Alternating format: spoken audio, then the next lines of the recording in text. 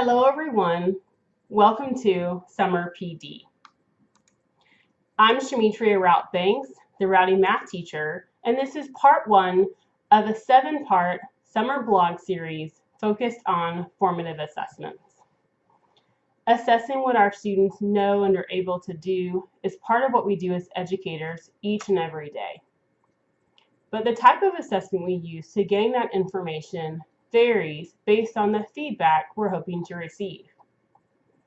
I know that we're all familiar with summative assessments, those end of the unit or chapter tests that you give after a series of days or a series of weeks have passed. But what about formative assessments?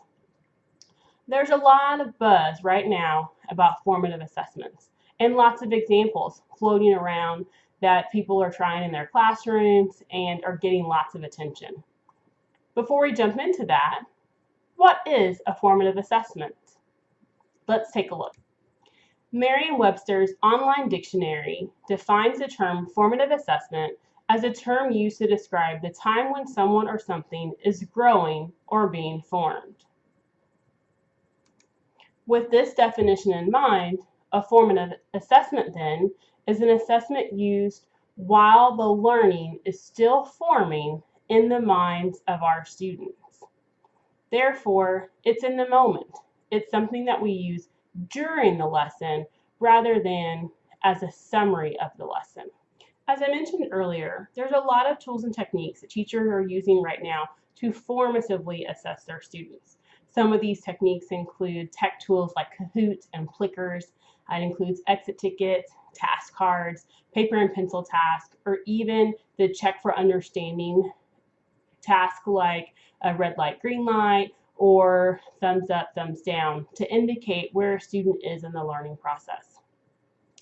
But as I think about these tools, many of them I use myself in the classroom, I begin to wonder whether or not they were really formative assessments and helped me understand where my students were in that learning process as their minds were still understanding a skill, or if they were more used to assess their understanding at the end of that piece, even if it was just a little chunk of a bigger piece.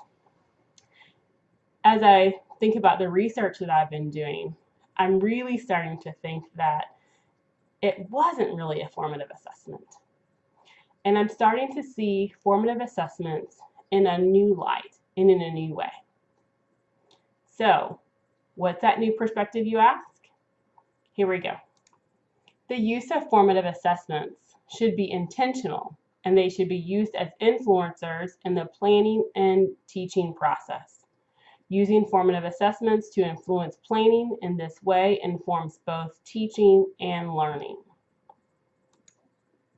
Now, I know what you're thinking. How is that different than how we're already using formative assessments? That's a great question, and that's one that we'll explore together through this Summer PD series. Right now, I want to introduce you to the book that I'll be using to facilitate this summer series. The book is called The Formative 5 and includes 5 everyday techniques teachers can use to assess their students in the moment to inform their planning and teaching process.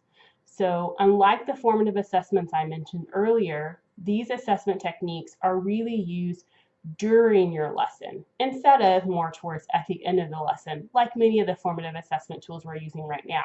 Let's take a look at what those 5 tools are. Observations, interviews, show me responses, hinge questions, and exit task. Are your wheels turning yet? Mine sure are. I'm excited to explore these 5 techniques with you as we continue this series together. Each week for the next 5 weeks, I'll be discussing one of those techniques in depth. And the final week will be more of a summary / a review of the learning, and I'll give some of my own insights after reading the text, some of the things that I'm thinking about as looking at the future and moving toward formative assessments for next year. So I look forward to seeing you again next week. And in the coming weeks for this very exciting series, the formative 5. Thank you so much for joining me today, and I'll see you next week. Bye.